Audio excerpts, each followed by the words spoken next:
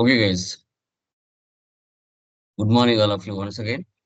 So, last క్లాసెస్‌లో మనము ఏపీపీకి సంబంధించిన కాన్ఫిగరేషన్ క్లియర్‌గా డిస్కషన్ చేసాం. రియల్ టైమ్‌లో ఈ ఆటోమేటిక్ పేమెంట్ ప్రోగ్రామ్ అనేది చాలా అంటే చాలా వరకు అవసరమవుతది.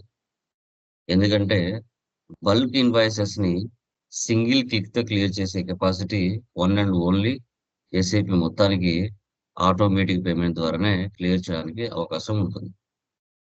సో, కాబట్టి ఈ ఏపీపీ అనేది బ్యూటీ ఆఫ్ ఎస్ఏపీ అని కూడా పిలుస్తాము. దీంట్లో మనకి 2 టైప్స్ ఆఫ్ రన్స్ ఉంటాయి. Proposal run and payment run అనేసి. ప్రపోజల్ రన్ అనేది డ్యూ ఆర్ ఓవర్‌డ్యూ ఇన్వాయిసెస్‌ని పిక్ చేసి రెడీగా పెడుతుంది. పేమెంట్ రన్ అనేది వాటిని అట్ ఎ టైమ్ సింగిల్ క్లిక్‌తో క్లియర్ చేయగలుగుతుంది. వీటిని పేమెంట్ రన్స్ అంటాం. సో, టోటల్‌గా దీంట్లో మనకి 6 కాన్ఫిగరేషన్స్ ఉంటాయి. All company codes, paying company codes, payment methods in country, payment methods in company code, bank determination, postman's. So, వీటిని మనం క్లియర్‌గా కాన్ఫిగరేషన్ చేసాం. దాన్ని బ్యాక్ ఎండ్‌లో కూడా సెటప్ చేసాం. Payment methods. సో, ఈరోజు వాటిని ఏ విధంగా క్లియర్ చేయాలి అనేది టుడే మనం పేమెంట్ రన్ F110లోకి వెళ్లి ఎలా చేయాలో చూద్దాం. ఓకే.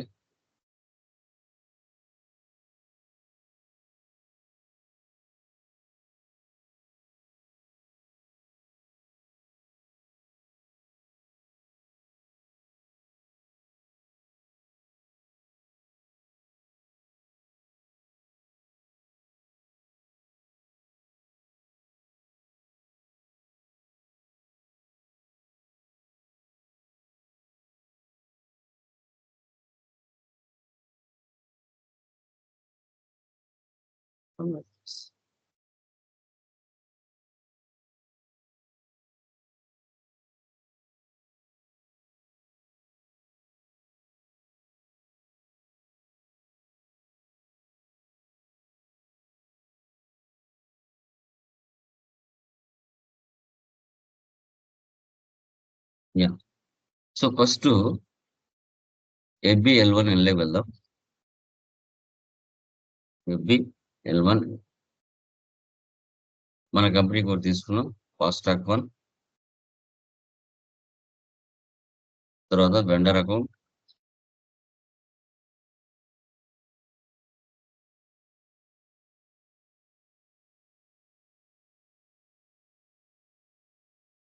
సెలక్షన్ చేసుకున్నాం.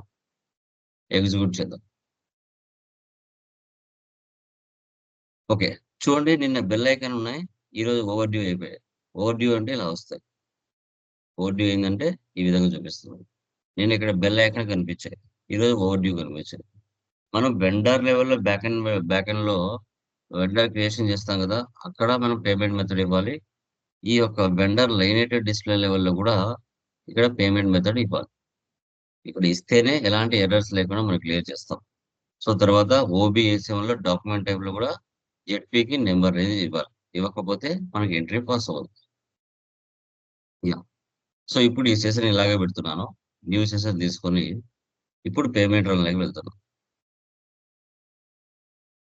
F110.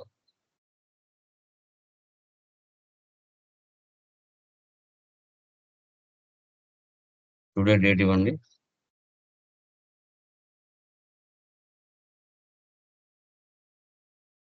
ఐడెంటిఫికేషన్ ఇవ్వండి. ఏదో ఒక 4 డిజిట్స్‌తో.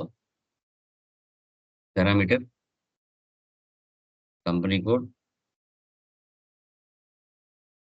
Payment method 3. So, 3 days next post date 11 నేను 14వ తారీఖు వరకు ఏ పోస్ట్ చేసినా కూడా పిక్ చేసుకోవాలి. ఎంట్రీస్ అని ఇక్కడ సెటప్ చేస్తాం. Vendor,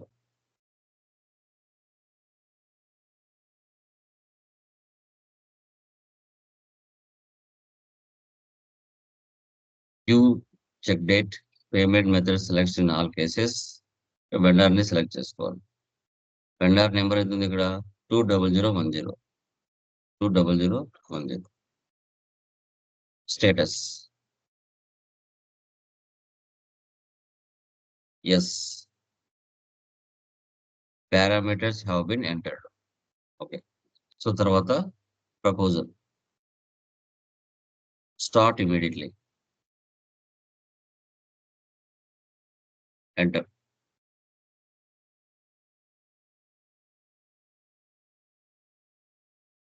Payment proposal has been created. 2 times or 3 times enter ఇవ్వాలి. అప్పుడు ఇలా గ్రీన్ టిక్స్ పడతాయి. ఓకే. సో తర్వాత ఎడిట్ ప్రపోజల్. ఇప్పుడు ఎడిట్ ప్రపోజల్ ఇచ్చి ఓకే ఇచ్చిన తర్వాత ఎలాంటి ఎర్రర్ లేకుండా గ్రీన్ టిక్ పడిందంటే ఇన్వాయిసెస్ క్లియర్ అయినాయని అర్థం. అలా పడకుండా రెడ్ కలర్ వచ్చినాయంటే ఎర్రర్ వచ్చిందని అర్థం.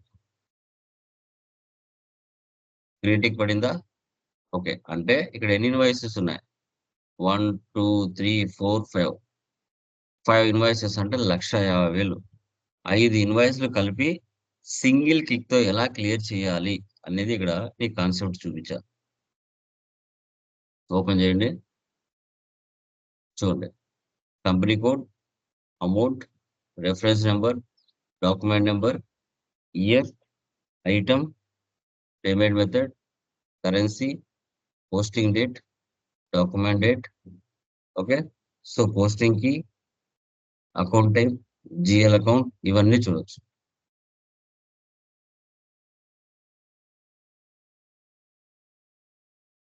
ఓకే. ఇలా.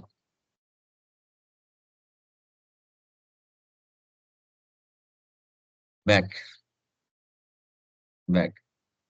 తర్వాత payment run. Enter. Enter. Cancel. Okay. Payment run has been cancelled.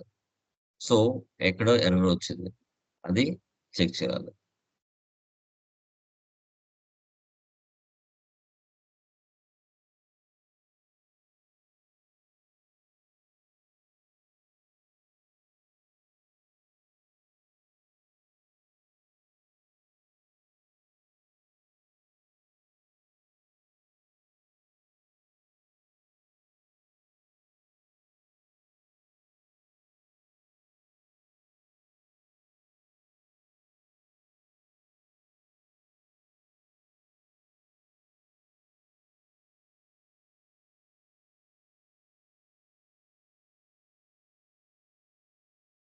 Payment method clear.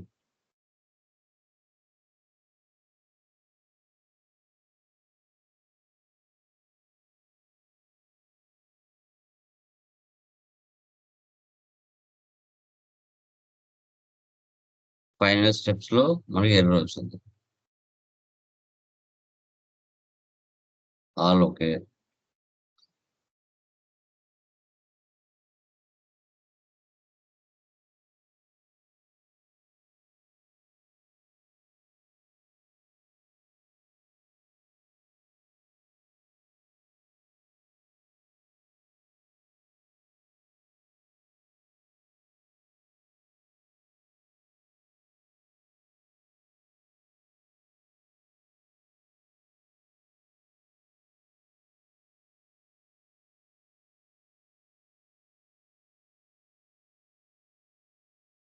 Proposal run కూడా డిలీట్ చేసి మళ్ళీ న్యూ ఐడెంటిఫికేషన్ తీసుకోవాలి. పారామీటర్స్. ఈరోజు డేట్ ఎంత? 11/4. ఐడెంటిఫికేషన్ మార్చండి. పాస్ 5.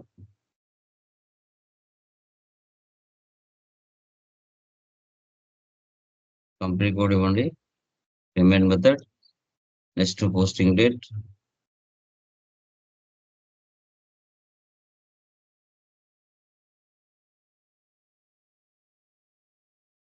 వెండర్ 20010.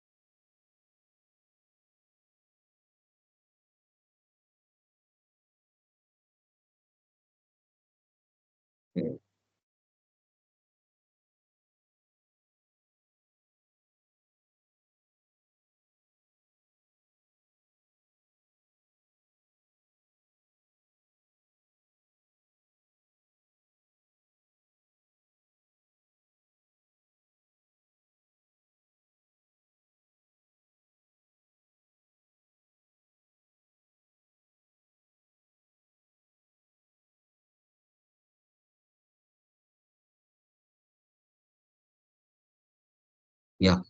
ఇక్కడ హౌస్ బ్యాంక్స్ తీసుకోలేదు చూడండి. హౌస్ బ్యాంక్స్ తీసుకోలేదు కాబట్టి అక్కడ ఎర్రర్ వస్తుంది. యెస్. ఇగో ఇలా చెక్ చేసుకోవాలమ్మా అప్పుడప్పుడు. చెక్ చేసుకోకపోతే ఎస్‌బీఐ బ్యాంక్ 1 చూడండి. ఇవి గూడా బ్యాక్ ఎండ్‌లో మనం సెటప్ జేసుకోవాలి. రీలొకేట్.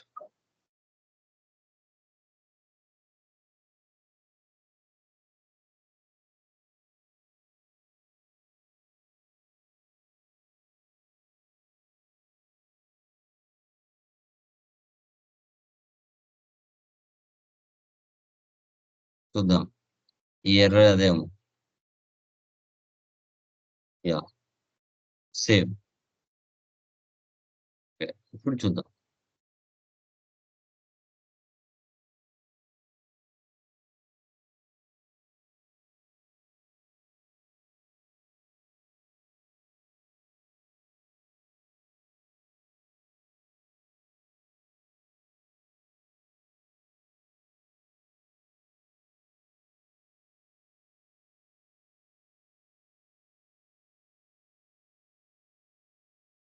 ఒకసారి డిలీట్ జేసి మళ్ళీ గూడా మార్చుదాం.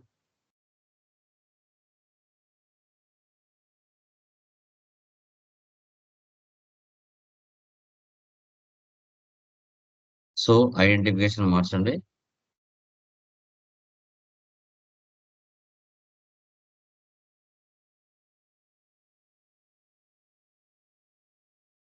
నెక్స్ట్ పోస్టింగ్ డేట్ 15 తీసుకుంటున్నాను.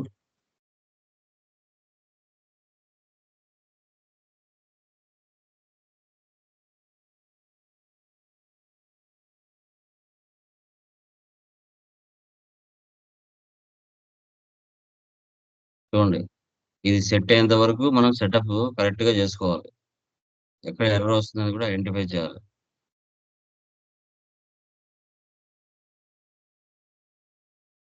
ఓకే. క్లియర్. ఒకసారి మళ్ళీ చెక్ చేద్దాం. రీలొకేట్‌లో వెళ్దాం.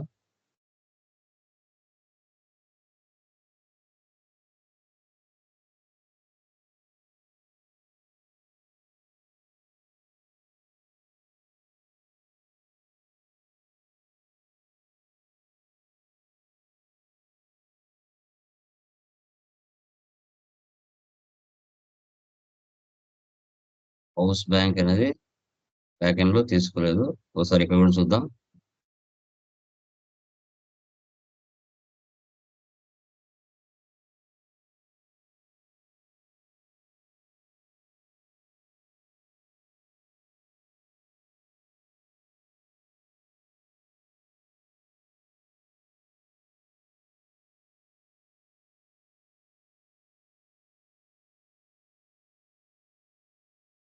ఓకే.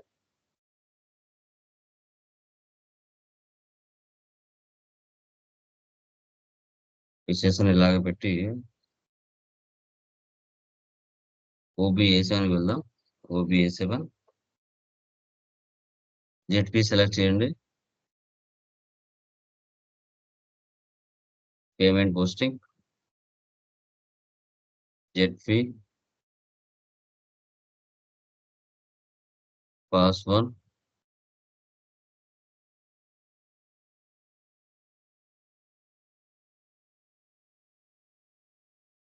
నంబర్ 20 గదా! 20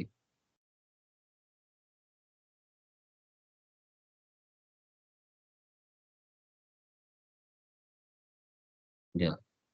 సో, ఇక్కడ 20 మనకి చూడండి. 20 వచ్చేసి లేదు. 24 ఉంది. 25 లేదు. అందుకు అది క్లియర్ అవ్వలేదు. ఓకే. మళ్ళీ యాడ్ చేసుకోండి. 20, 25 7,000 వరకు ఇచ్చారు. 7,001 8,000 చూడండి ఇలాంటి ప్రతీది గూడా గమనించాలి. గమనించలేదంటే ఎంట్రీస్ పాస్ అవ్వవు. ఇప్పుడు చూడండి ఎర్రర్ సాల్వ్ అవుతుందేమో చూద్దాం. బ్యాక్. Payment run. ఓకే. చూసారా క్లియర్ అయింది? అంటే జెడ్‌పీలో మనం నంబర్ రేంజ్ ఇవ్వలేదు బ్యాక్ ఎండ్‌లో. చూసారా? అంతసేపు నుంచి కాలేదు. Posting orders 1 generated, 1 completed. మనం 2024కి సంబంధించిన నంబర్ రేంజ్ ఇచ్చాం 20కి. కానీ 25కి సంబంధించిన నంబర్ రేంజ్ ఇవ్వలేదు కాబట్టి క్లియర్ అవ్వలేదు. ఇప్పుడు ఆ నంబర్ రేంజ్ ఇచ్చేసరికి క్లియర్ అయిపోయింది. ఓకే. ఇప్పుడు కావాలంటే చూడండి అన్నీ క్లియర్ అయిపోయింటాయి. చూసారా? నో ఐటెమ్స్ అంటే 5 ఇన్వాయిసెస్ సింగిల్ క్లిక్‌తో క్లియర్ అయిపోయినాయి. కావాలంటే చూడండి. ఇలా ప్రతీది అబ్జర్వ్ చేయాలమ్మా. చూసారా? 4 ఇన్వాయిస్‌లని సింగిల్ క్లిక్‌తో క్లియర్ చేశాం. KR, KR, KR, KR. 50, 40, 30, 20, 10. Okay. ZP చూసారా జెడ్‌పీ. సార్ మాన్యువల్ క్లియరింగ్‌కి ఓకే. మాన్యువల్ క్లియరింగ్‌కి, ఆటోమేటిక్ క్లియరింగ్‌కి ఎలా ఐడెంటిఫై చేయొచ్చు అనేది మీకు క్వెషన్ రావాలి. గుర్తుపెట్టుకోండి. జెడ్‌పీ ద్వారా ఒక ఇన్వాయిస్ క్లియర్ అయిందంటే అది ఆటోమేటిక్ పేమెంట్ ద్వారా క్లియర్ అయిందని అర్థం. అలా కాకుండా కేజెడ్ ద్వారా క్లియర్ అయితే అది మాన్యువల్ పేమెంట్ ద్వారా క్లియర్ అయిందని అర్థం. అది ఇప్పుడు చూపిస్తాను చూడు. అసలు ఇప్పుడు ఎఫ్‌బి60లోకి వెళ్తున్నాం. ఇన్వాయిస్ పాస్ చేస్తున్నా.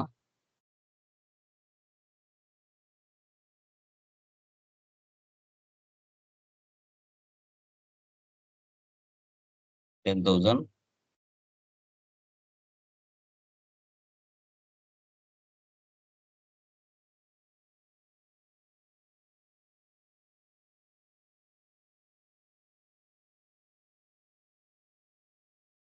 Simulate, save. సో, ఇప్పుడు దీన్ని చెక్ చేయాలి. /n FB L5N. L1N కదా!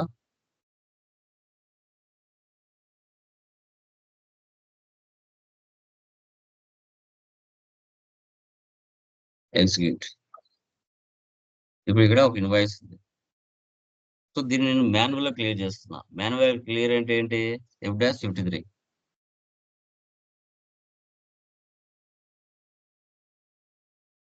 Post outgoing payments. Okay.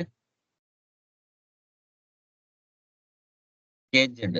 KZ ద్వారా క్లియర్ చేస్తాం.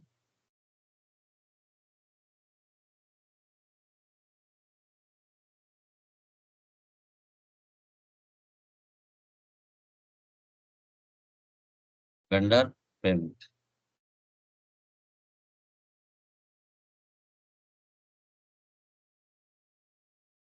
10,000.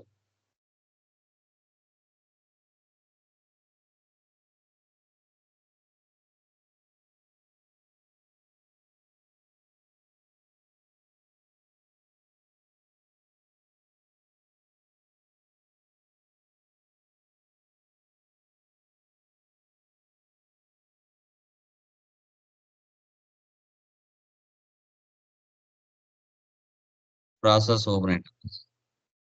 చూడండి ఏముంటది ఇక్కడ? In company code pass 1 the number range 15 is missing for the year. ఇప్పుడు లాస్ట్ ఇయర్‌లో వీటికి నంబర్ రేంజ్ ఇచ్చాం. ప్రెజెంట్ ఇయర్‌లో ఇవ్వలేదు కదా! కాబట్టి మళ్ళీ ఎఫ్‌బి-N1లోకి వెళ్లి నంబర్ రేంజ్ ఇవ్వాలి. ఎఫ్‌బి-N1.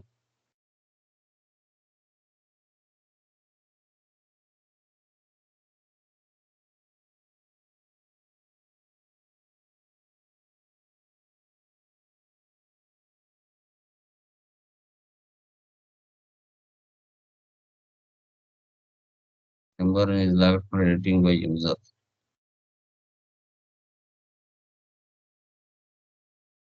SM12లోకి వెళ్లి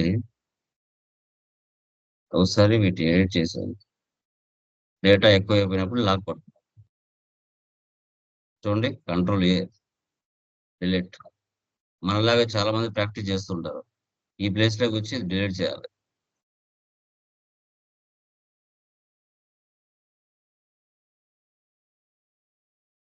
ఎఫ్‌బి-N1.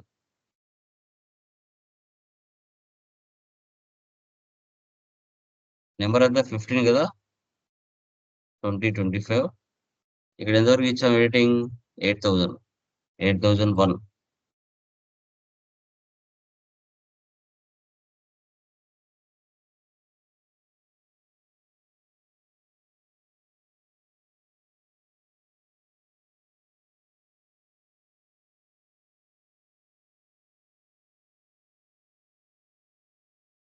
F-53.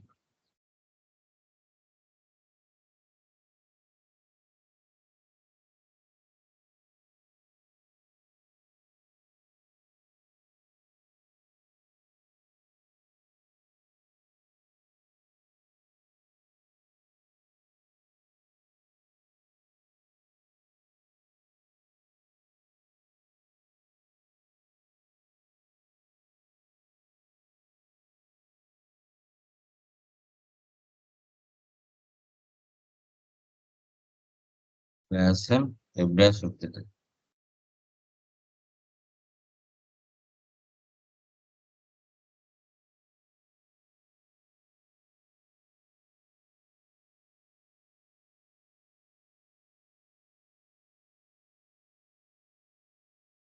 వచ్చిందా? 10,000, 10,000, 00. క్లియర్ అయిందా? ఇప్పుడు చూడండి. ఏబి L1 L రండి. లిస్ట్ లోకి వెళ్ళి రిఫ్రెష్ చేయండి. క్లియర్ అయిందా? ఇప్పుడు డిఫరెన్స్ చూడండి. క్లియర్ ఐటమ్స్ లోకి వెళ్ళండి. డేట్ ఇవ్వండి. ఎగ్జిక్యూట్ చేయండి. ఇప్పుడు 5 ఇన్వాయిసెస్ జెడ్పీ ద్వారా క్లియర్ చేశాం. 1 ఇన్వాయిస్ 10,000 కేజెడ్ ద్వారా క్లియర్ చేశాం. ఇప్పుడు మీకు ఇంటర్వ్యూలో అయినప్పుడు చెప్పాలి. జెడ్పీకి, కేజెడ్‌కి డిఫరెన్స్ ఏంటి? ఇప్పుడు ఒక ఇన్వాయిస్ జెడ్పీ ద్వారా క్లియర్ అయితే అది ఆటోమేటిక్ పేమెంటా? లేదంటే మాన్యువల్ పేమెంటా అని అడుగుతాడు. అప్పుడు మీరు చెప్పాలి. సార్, జెడ్పీ ద్వారా ఇన్వాయిసెస్ ఏవైనా క్లియర్ అయితే అవి ఆటోమేటిక్ పేమెంట్ ద్వారా క్లియర్ అయ్యాయి అని చెప్పాలి. అదే కేజెడ్ ద్వారా క్లియర్ అయితే అవి మాన్యువల్ పేమెంట్ ద్వారా క్లియర్ అయినాయి సార్ అని చెప్పాలి. అప్పుడే మీకు సబ్జెక్ట్ మీద నాలెడ్జ్ ఉందని వాళ్ళు చెప్పగలుగుతారు. అలా మీరు చెప్పలేకపోయారు అంటే మీరు ఆహ్, ఫేక్ అని తెలిసిపోతుంది. మీరు 5 ఇయర్స్ ఎక్స్‌పీరియన్స్ పెట్టి వెళ్ళినప్పుడు, లేదంటే ఆల్రెడీ ఎక్స్‌పీరియన్స్ 3 ఇయర్స్ గాని, 4 ఇయర్స్ పెట్టి ఎళ్ళినప్పుడు మినిమమ్ నాలెడ్జ్ అంటే మీ దగ్గర ఉండాలి.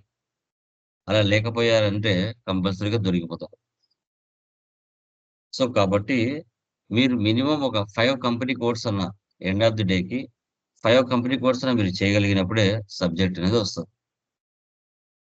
అది చాలా ఇంపార్టెంట్. ఓకే. చాలా టైమ్ టేకింగ్ తీసుకుంటది. పర్వాలేదు. ఇంకా కోర్స్ కంప్లీట్ అయిన తర్వాత 1 మంత్ ప్రాక్టీస్ చేయండి. ఇమ్మీడియేట్‌గానే రావాలని కాదు. చాలా మంచిగా ప్రాక్టీస్ చేయాలి. ఎస్ఏపీ అంటేనే ప్రాక్టీస్, ప్రాక్టీస్, ప్రాక్టీస్.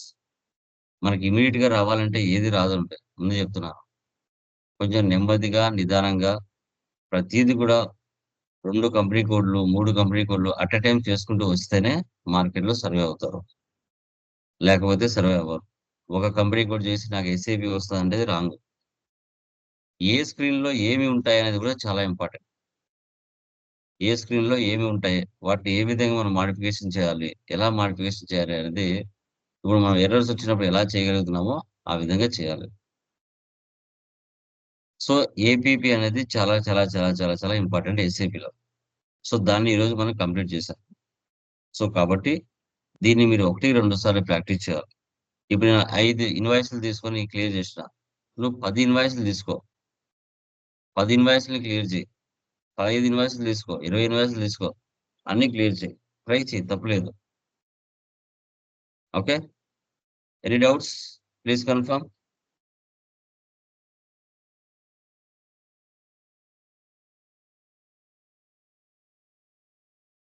ఏమైనా డౌట్స్ ఉన్నాయమ్మా? Please confirm Pradeep, Lasya, Lakshmi, Srinivas, Lokesh any doubts?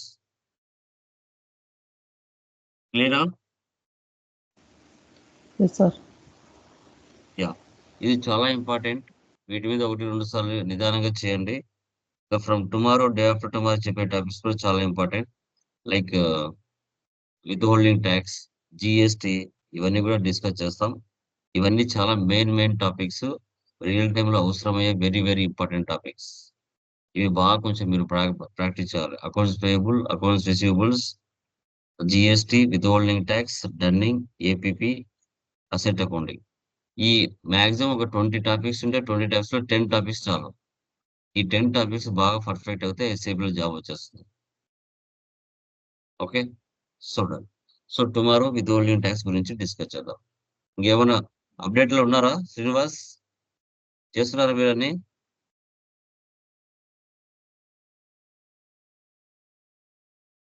Okay.